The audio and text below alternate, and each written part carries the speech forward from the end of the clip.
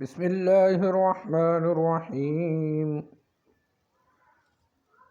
2114 صحیح بخاری۔ حکیم بن حزام رضی اللہ تعالی عنہ سے روایت ہے، نبی صلی اللہ علیہ وسلم نے فرمایا، بائع اور مشتری کو اختیار ہے جب تک وہ جدا نہ ہوں۔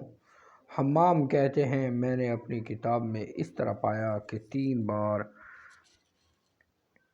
بار اختیار کرے، اگر وہ دونوں سچ بولیں اور صاف صاف بیان کریں تو ان کی اس بیع میں برکت ہوگی، اور اگر وہ جھوٹ سے کام لیں اور عیب وغیرہ چھپائیں تو شاید انہیں نفع تو ہوگا لیکن اس بیع سے برکت کو ختم کر دیا جائے گا۔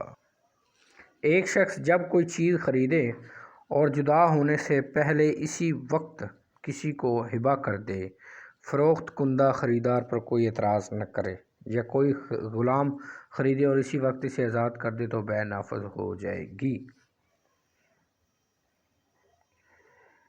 2115 حضرت ابن عمر رضی اللہ تعالی عنہما سے روایت ہے، انہوں نے فرمایا، ہم کسی سفر میں نبی صلی اللہ علیہ وسلم کے ہمراہ تھے اور میں حضرت عمر کے ایک سرکش اونٹ پر سوار تھا رضی اللہ تعالیٰ عنہ۔